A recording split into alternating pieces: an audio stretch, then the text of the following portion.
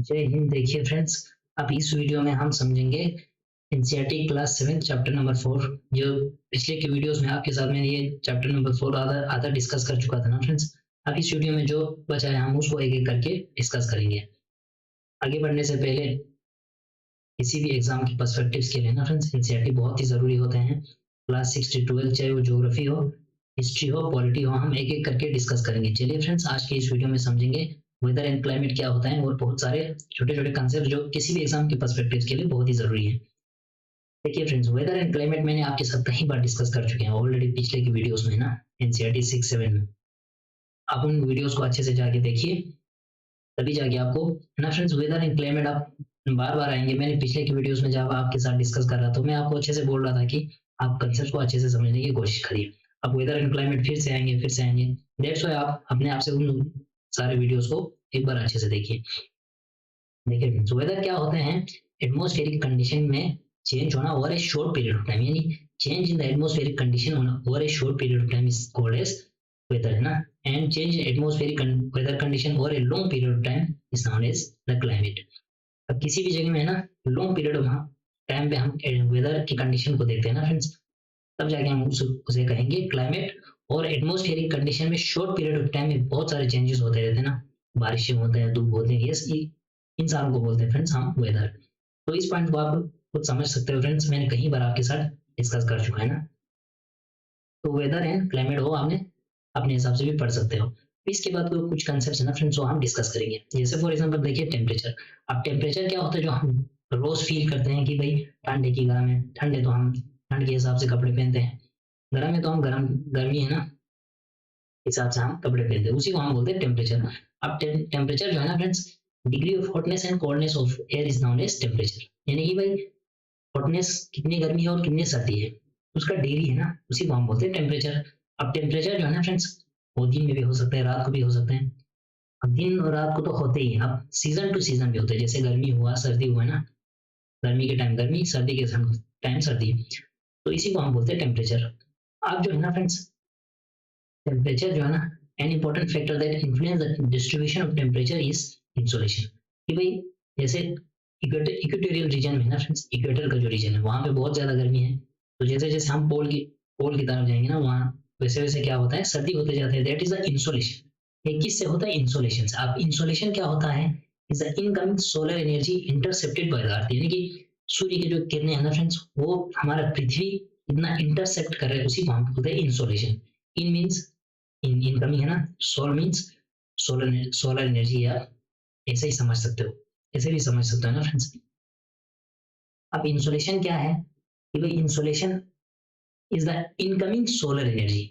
जो सोलर से एनर्जी आ रहा है ना, उसी को हम बोलते हैं solar energy intercepted by the, यानी कि हमारा पृथ्वी इतना सन की एनर्जी को इंटरसेप्ट कर रहे हैं, हम उसे कहेंगे इंसोलेशन। इतना तो आप समझ सकते हो। अब बहुत सारे, अब जैसे थर्मोमीटर होता है, मेजर्स द टेम्परेचर।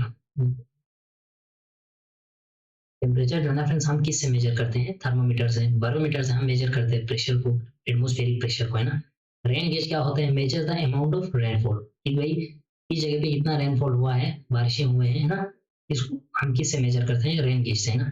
और विंड विंड क्या होता है? Shows the direction of the wind. जो आपने देखा होगा ना फ्रेंड्स, जो मेटेरोलॉजिकल डिपार्टमेंट वाले उनके ना छत पे ये होते हैं, रूफ पे, विंड विंड, ये क्या मेजर करते हैं? विंड के डायरेक्शन को। तो ये होते हैं फ्रेंड्स आपको कुछ important points, thermometer, barometer, rain gauge and wind vane, ये आप याद रखिए। इंसोलेशन आप याद रखिए फ्रेंड्स, क्या होता है? Incoming solar energy.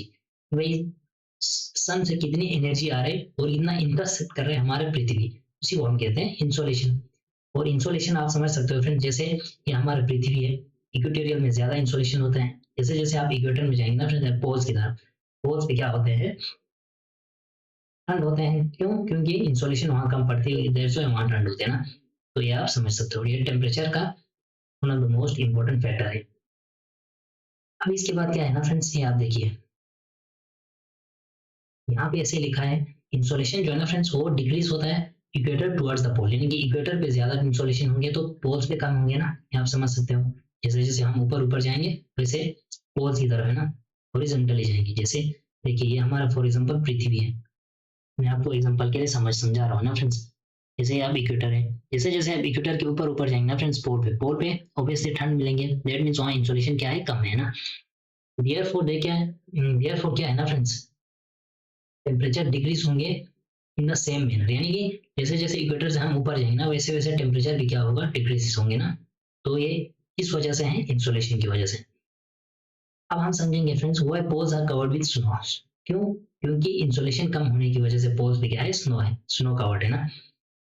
If the earth temperature rise to high, अगर बहुत ज्यादा बढ़ जाएंगे धरती की टेम्परेचर तो क्या होगा, बहुत ज्यादा गर्मी हो जाएंगे, गर्म हो जाएंगे।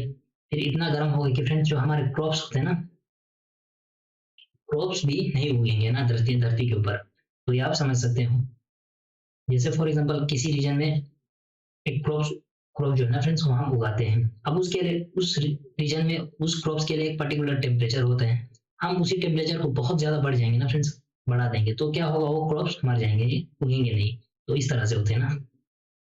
अब जैसे देखा होगा फ्रेंड्स, अगर आप शहरों में जाएंगे ना, शहर और विलेज में जो है ना फ्रेंड्स, गांव और शहर में टेम्परेचर का काफी डिफरेंट होता है। क्यों? शहर में आपने देखे होंगे फ्रेंड्स, बहुत बड़े बड़े कंक्रीट बिल्डिंग्स होते हैं, एस्फाल्ट ऑफ रोड्स पे है ना, तब कोल्ड बहुत ज्यादा होता है। ये सारे चीज क्या करते हैं ना फ्रेंड्स, हीट को ट्रैप करके रखते हैं दिन के टाइम, और रात को क्या करते हैं, ये सारे हीट रिलीज करते हैं। और इसकी वजह से क्या होगा ना फ्रेंड्स, शहरों में चाहे दिन हो या रात हो बहुत ज्यादा गर्मी हमें देखने को मिलते हैं। But on the other side village में ना फ्रेंड्स सुहाना मौसम होता है। क्यों? क्योंकि वहाँ इतने कंक्रीट बिल्डिंग्स नहीं होते हैं, होते भी है तो फॉरेस्टेड एरिया होते हैं ना। तो ये चीजें आप समझ सकते हो। अब शहरों में क्या होता है ना फ्रेंड्स, बड़े बड़े बिल्डिंग्स होते हैं, ये सारे बिल्डिंग्स क्या करते हैं, वार्म एयरपोर्ट ट्रैप करके रखते हैं and raise the temperature of the cities. और जो शहरों के है ना फ्रेंड्स, सिटीज को क्या बढ़ाते हैं ना, दैट्स व्हाई सिटीज में हमें बहुत ज्यादा गर्मी होते हैं और गाँव में हमें एज कम्पेरेटिवली द सिटीज गर्मी कम होते हैं।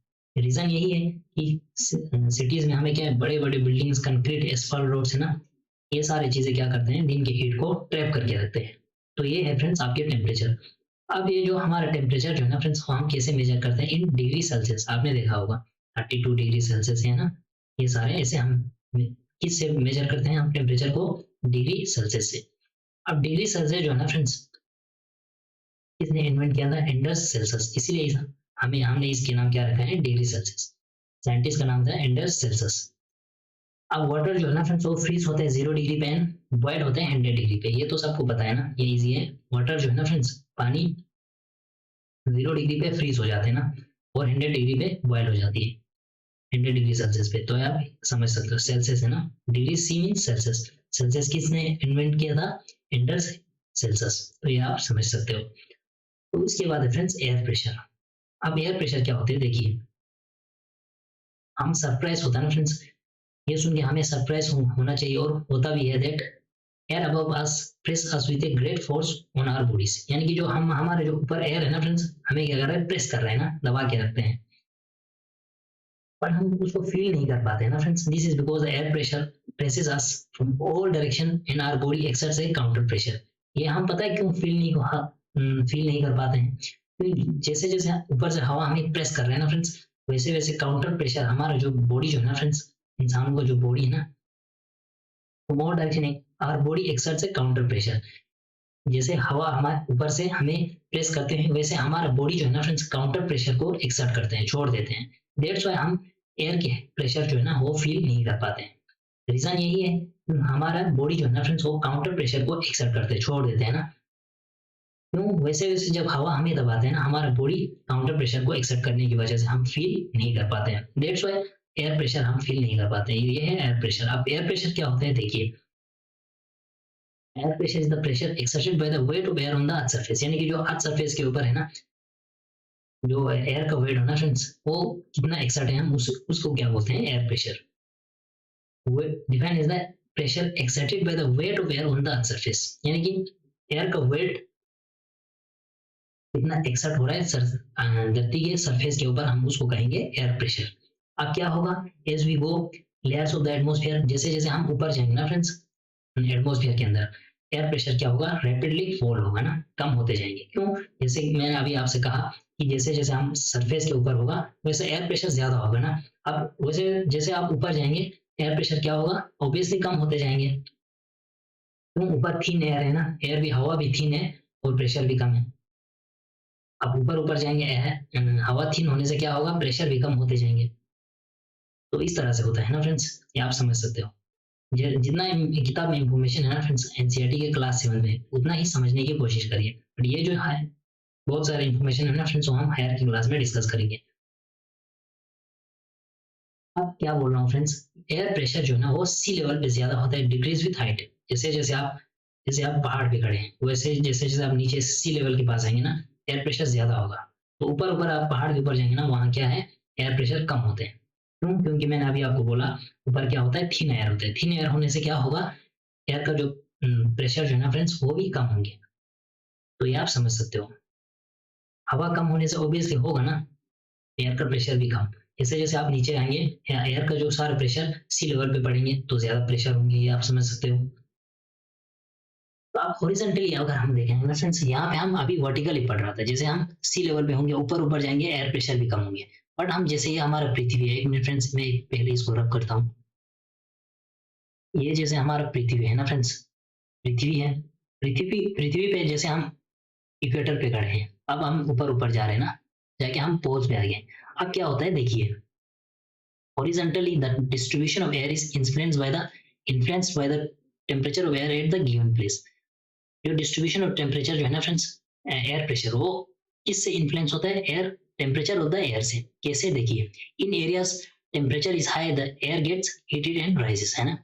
जैसे आप इक्वेटर इक्वेटर पे खड़े हैं, फिर यहाँ पे कोई इक्वेटर पे खड़े हैं, तो क्या होगा ना फ्रेंड्स, हवा बहुत ज्यादा गर्म होगा। गर्म होने से क्या होगा, मैंने पिछले की वीडियोस में आपसे कहा, गर्म हवा क्या होता है, एक्सपैंड हो जाते हैं ना, एक्सपैंड होने से वो क्या होता है, राइज हो जाती है, इस तरह ऊपर उड़ते हैं ना, उड़ जाती है इस तरह। अब उड़ने से क्या होगा ना friends, influenced by the temperature of air at the given place, in areas where temperature is high, the air gets heated and rise, है ना, ऊपर ऐसे उड़ जाएंगे obviously। this creates a low pressure area, है ना। अब इससे क्या होता है, यहाँ पे है ना फ्रेंड्स, यहाँ पे प्रेशर जो है ना इक्वेटोरियल रीजन में लो होती है। देखिए आप, इक्वेटर पे क्यों लो होती है, लो प्रेशर, क्योंकि यहाँ पे हवा बहुत ज्यादा गर्म हो जाती है। गर्म होने से क्या होगी, एक्सपेंड करेगी, एक्सपेंड करने से ये ऊपर उठ जाएगी। दैट्स वाई हमें यहाँ पे क्या होगा, लो प्रेशर देखने को मिलता है इक्वेटोरियल रीजन में। Low pressure is associated with cloudy skies and wet weather. यहाँ पे क्या होगा, ऑब्वियसली जैसे जैसे हवा ऊपर उठेगी, वहां पे क्लाउड, बहुत ज्यादा क्लाउड्स बन जाएंगे ना। इसीलिए आपने देखा होगा फ्रेंड्स, इक्वेटोरियल रीजन में ना बारिश भी बहुत ज्यादा होते हैं ना। यहाँ पे क्लाउडी बन जाएंगे और एंड क्या होगा, क्लाउडी स्काइज के साथ साथ वेट वेदर, यानी कि बहुत ज्यादा बारिश होती है। तो ये आप समझ सकते हो। दैट मीन जहाँ पे हवा ऊपर उठेगी ना फ्रेंड्स, वहां पे क्या होगा, लो प्रेशर, ये आप समझ सकते हो। हॉरिजॉन्टली मैं बोल रहा हूँ, वर्टिकली मैंने क्या बोला, जैसे जैसे सी लेवल पे होंगे वैसे एयर प्रेशर ज्यादा, जैसे जैसे आप ऊपर जाएंगे वैसे आपको एयर प्रेशर जो है ना फ्रेंड्स, वो कम देखने को मिलते हैं। इसके बाद क्या है, उसके बाद जो एरिया जहाँ पे लो टेम्परेचर होता है ना फ्रेंड्स, जैसे आप इक्वेटर से थोड़ा ऊपर जाएंगे, सब ट्रॉपिकल हाई प्रेशर बेल्ट बोलते हैं ना इसको। ये सारे हम जब हायर क्लास में जाएंगे वहां डिस्कस करेंगे अच्छे से। अब यहाँ पे क्या करेंगे ना फ्रेंड्स, एयर ऐसे ऐसे ऊपर जा रही है। अब ये जो जहाँ यहाँ इक्वेटोरियल रीजन से जो हवा उठी, इसके बाद क्या होता है, एक मिनट फ्रेंड्स, मैं इसको थोड़ा रब कर देता हूँ। अब क्या होता है ना फ्रेंड्स, जैसे जैसे इक्वेटर से हवा ऐसे उड़ती है ऊपर, ये कहाँ सिंक करेगी, डिसेंड करेगी सब ट्रॉपिकल हाई प्रेशर बेल्ट। क्यों? क्योंकि यहाँ पे थोड़ा टेम्परेचर लो है इस कंपेरेटिवली द इक्वेटोरियल रीजन। तो यहाँ हवा क्या करेगी, सिंक करेगी। सिंक करने से हवा की जो है ना फ्रेंड्स, दबाव ज्यादा होगी, तो ऑब्वियसली प्रेशर भी ज्यादा होगा। डेट्स वाई यहाँ पे क्या होता है, हाई प्रेशर बेल्ट। अब क्या होता है ना फ्रेंड्स, विंड जो है ना आपके, विंड क्या होते हैं, high pressure to low pressure क्या होती है, विंड चलती है ना। इसीलिए यहाँ से एक हवा बहती है, इसको बोलते हैं हम ट्रेड विंड। यानी कि ट्रेड विंड कहाँ से आ रही है, सब tropical high pressure belt to equatorial low pressure belt. यानी कि इसका क्या मतलब हुआ, विंड जो है ना high pressure to low pressure blow करती है, आप समझ लेना। अब यहाँ पे कि मैं क्या बोल रहा हूँ ना फ्रेंड्स, इक्वेटोरियल से जो हवा उठी ना, वो सिंक कहाँ करेगी, सब ट्रॉपिकल हाई प्रेशर बेल्ट। क्यों? क्योंकि यहाँ पे कंपेरेटिवली लेस टेम्परेचर है as compare to the equatorial region, आप समझ सकते हो। अब क्या होता है देखिए, heavy air sinks and creates a high pressure areas. क्यों? यहाँ पे मैंने अभी बोला सब ट्रॉपिकल एरियाज में क्या होगा, हेवी एयर जो है ना वो सिंक करेगी, है ना, डिसेंड करेगी, नीचे आएगी और प्रेशर ज्यादा होगा। प्रेशर ज्यादा होने से आपका स्काई जो है ना फ्रेंड्स, आसमान क्या होगा, क्लियर होंगे ऑन सनी सनी स्काईज। और यहाँ पे है ना फ्रेंड्स, धूप बहुत ज्यादा पड़ती है कंपेरेटिवली ना इक्वेटोरियल रीजन। अब इक्वेटोरियल रीजन में आप जाएंगे ना, वहाँ पे क्लाउडी स्काई क्यों रहता है? क्योंकि वहाँ बहुत ज्यादा हवा गर्म है तो ऊपर उड़ जाती है, क्लाउडी स्काई बनती है। फिर वेट वेदर, वहाँ पे कंटिन्यू बारिश रहती है ना। इक्वेटोरियल रीजन में क्या है, जो ये हवा यहाँ उठी ना, ये यहाँ सिंक करेगी और वेदर जो है ना फ्रेंड्स, जब हवा सिंक करेंगे तो वेदर क्या होगा, क्लियर होंगे और ज्यादातर यहाँ पे सनी स्काइज होते हैं, या समझने की कोशिश करिए। द एयर ऑलवेज मूव्स, अब यहाँ पे मैंने क्या बोला, जो हवा जो है ना फ्रेंड्स, हमेशा कहाँ से कहाँ मूव करती है, high pressure to low pressure areas, ये आप समझ सकते हो। तो ये है फ्रेंड्स आपका कुछ इन्फॉर्मेशन। और यहाँ पे और एक इन्फॉर्मेशन फ्रेंड्स, आपको पता है मून पे कोई हवा नहीं तो कोई प्रेशर नहीं है ना। अब जो एस्ट्रोनॉट्स मून पे जाते हैं ना, वो क्या पहन के जाती है, प्रोटेक्टिव स्पेस सूट। क्यों? प्रोटेक्टिव स्पेस सूट के अंदर क्या होते हैं, एयर को फील करते हैं ना, तब जाके वो जो आपने अगर वहां पे तो अगर है ना फ्रेंड्स, मून पे जाएंगे, मून पे कोई एयर नहीं है तो क्या होगा, ब्लड वेसल्स फट जाते हैं। दैट्स व्हाई वो क्या पहनते हैं हमारे एस्ट्रोनॉट्स, प्रोटेक्टिव स्पेस सूट्स। क्या आप समझ सकते हो? If they do not wear these spacesuits, the counter pressure exerted by the body of the astronauts, जो बाहर प्रेशर जो है ना फ्रेंड्स एक्सर्ट करेगी तो क्या होगा, ब्लड वेसल जो है ना उनका फट जाएंगे ना, तो एस्ट्रोनॉट्स क्या होगा, ब्लीड करेंगे ना, उनका ब्लीडिंग होगा। दैट्स व्हाई वो क्या पहन के जाते हैं, प्रोटेक्टिव स्पेस सूट्स। उसके अंदर क्या फील करते हैं, एयर को। तभी जाके क्यों, क्योंकि अपने चंद्रमा पे जो है ना फ्रेंड्स, ना कोई एयर होते हैं, हवा होती है और ना कोई प्रेशर होते हैं। दैट्स व्हाई वो क्या पहन के जाते हैं, स्पेस सूट्स। ये आप समझ सकते हो। अब विंड क्या होते हैं देखिए, अब यहाँ पे और एक इन्फॉर्मेशन फ्रेंड्स, इस चीज को समझने की कोशिश करिए। अब विंड जो है ना friends, name after the direction from which is blows. जैसे कि आपने देखा होगा ईस्टर्लीज, ये ईस्टर्लीज क्यों बोल रहे हैं पता है, क्योंकि ईस्ट से ब्लो कर रही है, इसलिए इसका नाम ईस्टर्लीज। जो वेस्ट से ब्लो करते हैं इसलिए इसको वेस्टर्ली, ये आप समझ सकते हो। वेस्टर्लीज है ईस्टर्लीज, आपने नीचे थोड़ा बहुत इन्फॉर्मेशन हम डिस्कस करेंगे। अब विंड क्या होता है, मैंने अभी बोला, high pressure to low pressure जो ब्लो करते हैं ना, हम उसको कहेंगे विंड। तो मूवमेंट ऑफ एयर, वो वाली एयर जो high pressure to low pressure blow करती है ना, is called wind. You can see wind at work as it blow dry winds। अब होता है ना फ्रेंड्स स्टॉर्म के time, dry winds down the pavement of uprooted trees during the storm। Storm आपने देखा हो, बहुत ज्यादा आंधी चलते हैं ना फ्रेंड्स, तो क्या होगा, ट्रीज जो है ना फ्रेंड्स, पेड़ पौधे उखाड़ के फेंक देते हैं ना, तो ये होता है विंड के टाइम, स्टॉर्म के टाइम है ना।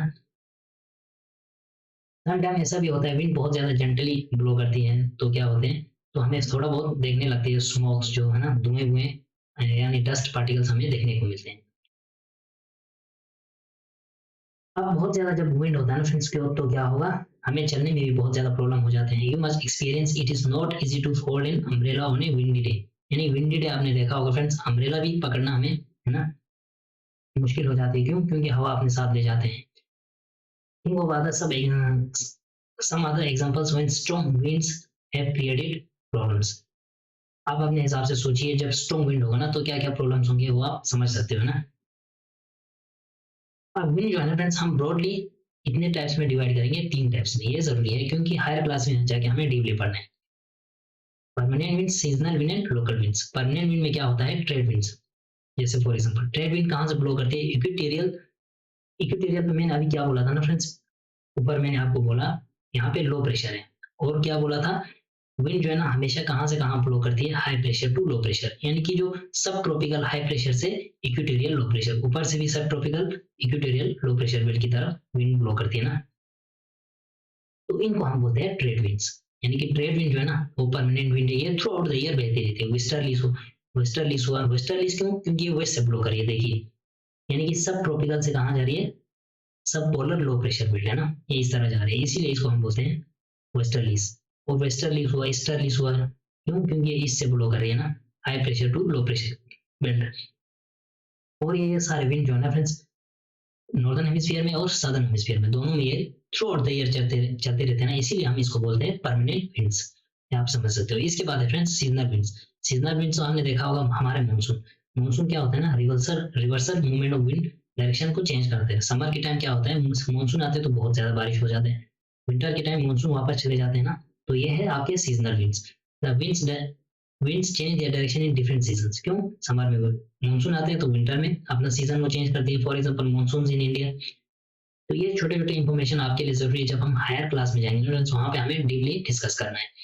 बहुत सारे लोकल विंड्स भी होते हैं जो particular period of the day और ईयर में स्मॉल एरिया में ब्लो करती है। जैसे फॉर एग्जांपल आपने सुना होगा लू है ना, land breeze and sea breeze. क्या होता है ना फ्रेंड्स, दिन के टाइम टेम्परेचर जब बीच में जाएंगे ना आप, क्या होता है, दिन के टाइम टेम्परेचर वहाँ पे हाई होता है। हाई होने से क्या होगा, वहां पे लो प्रेशर बनेगी, लो प्रेशर बनेगी, क्या होगा, सी से जो है ना फ्रेंड्स विंड्स आते हैं, तो इसको कहते हैं हम सी ब्रीज। फिर है ना वहां पे एंजॉय करने में मजा आता है ना। सेम जब नाइट का टाइम होगा ना फ्रेंड्स, तो ये शिफ्ट करेगी, तो यहाँ से विंड ब्लो करेगी ब्रिज से ना, तो इसको कहते हैं हम लैंड ब्रिज। सी ब्रिज है, लैंड ब्रिज ये लोकल विंड्स है। Do you recall the hot and dry winds of the northern plains of India, जिसको हम लोग बोलते हैं ना, जो भी है, जो कि हम पिछले वीडियोस में आपके साथ डिस्कस किया था। तो ये है फ्रेंड्स आपके कुछ टाइप्स ऑफ विंड्स जो हम ब्रॉडली 3 टाइप्स में क्लासिफाइड करते हैं। तो इसके बाद है फ्रेंड्स मॉइस्चर। मॉइस्चर क्या होता है, देखिए वाटर, पानी जो है ना फ्रेंड्स वो इवापोरेट होते हैं कहाँ से, from different water bodies of the globe है ना, ओशंस, सीज, बहुत सारे वाटर बॉडी से जब पानी इवापोरेट हो जाता है ना फ्रेंड्स, वो आसमान में चले जाते हैं, तो ये क्या बनते हैं, वाटर वेपर। अब इसी को हम बोलते हैं मॉइस्चर, है ना। अब ह्यूमिडिटी क्या होता है, देखिए किसी भी जगह के अंदर किसी भी टाइम कितना मॉइस्चर है ना, उसको हम कहते हैं ह्यूमिडिटी। किसी जगह के अंदर किसी टाइम कितना अमाउंट ऑफ मॉइस्चर है, उसको हम कहते हैं ह्यूमिडिटी। अब जैसे जैसे आपने देखा होगा फ्रेंड्स, जब एयर फुल हो जाते हैं ना वाटर वेपर से, तो हम कहते हैं उसको ह्यूमिड है, बोलते हैं ना हमें ह्यूमिड है, बहुत ज्यादा नमी चढ़ जाते हैं, उसको हम कहते हैं ह्यूमिड है। अब क्या होता है फ्रेंड्स इसके बाद, as the air gets warmer the its capacity to hold the water vapour increase. जैसे जैसे हवा गर्म हो जाते हैं, वाटर वेपर का जो होल्डिंग कैपेसिटी है ना एटमोसफियर में, वो बहुत ज्यादा बढ़ जाते हैं, तो बहुत ज्यादा ह्यूमिडिटी हो जाते हैं। ह्यूमिडिटी होने से क्या होगा, क्लोथ जो है ना हम कपड़े पहनते हैं वो ड्राई रहते हैं, बहुत ज्यादा पसीने हो जाते हैं ना फ्रेंड्स, तो इवापोरेट होना बहुत मुश्किल हो जाती है। क्यों, क्योंकि एटमोसफियर के अंदर ऑलरेडी वाटर वेपर जो है ना, वाटर वेपर वो फुल है, तो इससे क्या होता है, हमें अनकंफर्टेबल होता है ना। तो ये आप समझने की कोशिश करिए, यानी कि वहां पे क्या समझना है हमें, मॉइस्चर एंड ह्यूमिडिटी। मॉइस्चर क्या हुआ, जितने भी वाटर बॉडी से इवापोरेट होकर वाटर वेपर ऊपर चले जाते हैं ना फ्रेंड्स, उसको हम कहते हैं मॉइस्चर। एंड किसी भी एरिया के अंदर किसी भी टाइम कितना मॉइस्चर है हम उसको हम कहते हैं ह्यूमिडिटी। जितना जितना ज्यादा होगा उतना ह्यूमिडिटी से बहुत ज्यादा बढ़ेगी, हम तो उसको कहेंगे ह्यूमिड डे। ये आप समझने की कोशिश करिए। इसके बाद क्या है ना फ्रेंड्स, वाटर ऊपर जब राइस होती है, तो क्या होगा, ऊपर जाके ये कंडेंस हो जाएंगे, फिर कूल हो जाएंगे ना, ठंड हो जाएंगे वो, फिर क्या होगा, वो कंडेंस हो जाएंगे, causing formation of droplets of water. जब आसमान में जाते हैं ना फ्रेंड्स, फिर क्या होगा, ये ड्रॉपलेट्स ऑफ वाटर में कन्वर्ट हो जाते हैं ड्यू टू कंडेंसेशन। कंडेंसेशन का क्या मतलब हुआ, जो गैस जो है ना फ्रेंड्स वो चेंज हो जाते हैं, किसमें, लिक्विड में। कंडेंसेशन, इवापोरेशन एंड सब्लिमेशन, ये चीजें हमें छोटे छोटे कंसेप्ट समझने की, ये जरूरी कंसेप्ट होते हैं ना, ये आप समझने की कोशिश करिए। अब इससे क्या होगा, कंडेंसेशन जब होगा तो ड्रॉपलेट्स ऑफ वाटर बनेंगे। Clouds are just mass of such water droplets. जो क्लाउड्स हम बादल बोलते हैं ना फ्रेंड्स, ये क्या है, बहुत ज्यादा जब वाटर ड्रॉपलेट्स है ना मिल जाते हैं, तब हम उसको कहेंगे क्लाउड्स। अब क्या होता है, this droplets of water become too heavy, जब ये बहुत ज्यादा हेवी हो जाते हैं ना फ्रेंड्स, तब ये नीचे आ जाते हैं, जिसको हम कहते हैं प्रिसिपिटेशंस। ये आप समझ सकते हो। अब जो jet planes flying in the sky जो है फ्रेंड्स, जेट प्लेन, जब आपने देखा होगा जेट प्लेन्स, एरोप्लेन आसमान में होते हैं, तो क्या होते हैं, white trail of behind them, यानी कि उसके पीछे आपने देखा होगा कुछ धुएं टाइप के ना, ये क्या होते हैं, मॉइस्चर होते हैं जो उनके इंजन से निकल रहे होते हैं ना। और ये मॉइस्चर जो है ना फ्रेंड्स, वो क्या हो जाता है, एटमोसफियर में कंडेंस हो जाते हैं ना, ठंड हो जाते हैं, तो हमें लगता है पीछे से कुछ उसके साथ रस्सी चल रही, पर रस्सी एक्चुअल में है नहीं, ये क्या है, मॉइस्चर है जो जेट प्लेन्स के इंजन से निकल रहे होते हैं ना।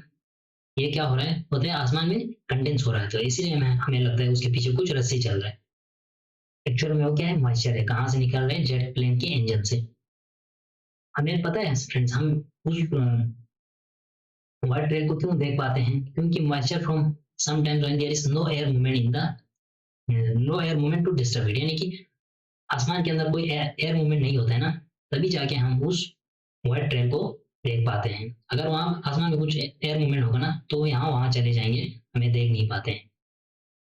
तो इसीलिए हमें व्हाइट ट्रेल दिखाई देते हैं जब एरोप्लेन्स को ना आसमान में उड़ रही होती है, तो इस तरह से चलते हैं ना फ्रेंड्स। तो इसके बाद है आपके precipitation that comes down to the earth surface, ना, वो सारे प्रेसिपिटेशन जो धरती के ऊपर आते हैं इन द फॉर्म ऑफ लिक्विड, हम उसको कहते हैं रेन, बारिश। बारिश किसको कहते हैं, precipitation that comes down to the earth in the form of liquid, liquid के फॉर्म में आते हैं ना, उसको हम कहेंगे rain.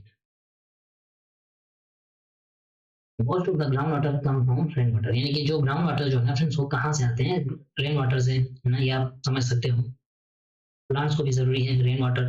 When trees on hill sides are cut, अब जब हिल्स पे ना, माउंटेन्स पे यानी पहाड़ों पे हम बहुत सारे ट्रीज हम उसको कट करेंगे ना, तो क्या होगा, सॉइल इरोजन होंगे ना, जमीन काट के अपने साथ लेके आएंगे। On the basis of mechanism they are. अब बारिश कैसे होते हैं, इसके 3 टाइप है। फर्स्ट क्या है, साइक्लोनिक। साइक्लोनिक कैसे होते हैं, देखिए यहाँ से एक ठंड हवा आ रही है फॉर एग्जाम्पल, है ना, यहाँ से गर्म हवा आ रही है। गर्म हवा हवा क्या करेगी ना फ्रेंड्स, ये ऊपर चली जाएगी ऐसे ऐसे, है ना।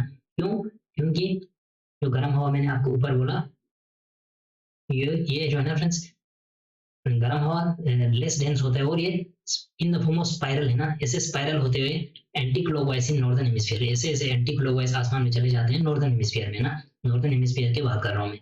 तो ये क्या होगा, आसमान में जाएंगे, कंडेंस हो जाएंगे, नीचे आएंगे बारिश की तरह। इसको हम कहते हैं साइक्लोनिक रेनफॉल। सेकंड हुआ फ्रेंड्स रिलीफ या ओरोग्राफिक रेनफॉल। क्या होगा, हवा गर्म ऐसे चलेगी, फिर यहाँ पे कोई माउंटेन बैरियर होगा ना, पहाड़ होंगे, पहाड़ को ऐसे जब ये टकराएंगे ना, तो ये ऊपर चले जाएंगे। ऊपर चले जाएंगे, ये वाटर ड्रॉपलेट्स बनेंगे, फिर ये बारिश होंगे। ये हुआ आपके ओरोग्राफिक, यानी इसको हम कहते हैं फ्रेंड्स ओरोग्राफिक रेनफॉल। अब जो थर्ड है ना फ्रेंड्स, ये क्या होता है, कन्वेक्शनल रेनफॉल। ये क्या होते हैं, जब गर्म हवा ऐसे जाते हैं ना फ्रेंड्स, ये आसमान में जाएंगे, ये ठंड हो जाएंगे, कंडेंसेशन हो जाएंगे, कंडेंस हो जाएंगे, फिर ये बारिश हो जाएंगे ना। इस तरह से रेनफॉल होते हैं। तो ये है 3 mechanisms, orographic, cyclonic and convectional rainfalls. ये आप ये याद रखिए। अब इसको डीपली हम हायर क्लास में अच्छे से डिस्कस करेंगे ना friends. On the basis of mechanism 3 type हमने बोला, convectional, orographic and cyclonic rainfall कैसे कैसे होता है। अब रेनफॉल जो है ना फ्रेंड्स, वो बहुत ही जरूरी होते हैं किसी भी प्लांट्स के लिए, एनिमल्स के लिए। ये हमें फ्रेश वाटर देती है अर्थ सरफेस पे। इफ रेनफॉल जो कम होगा ना, तो क्या होगा, वाटर स्केर्सिटी, है ना, पानी बहुत ज्यादा, पानी की किल्लत होगी, कमी होगी, फिर ड्राउट हो गए ना, सूखे पड़ जाएंगे फिर। On the other hand it is more floods takes place. अब बहुत ज्यादा बारिश भी हो ना, फिर भी वो भी मुश्किल है, कम भी होना वो भी मुश्किल है, हमेशा क्या रहना चाहिए, बैलेंस रहना चाहिए। तो ये है फ्रेंड्स आपके NCERT class 7 chapter number 4 complete हो जाते हैं।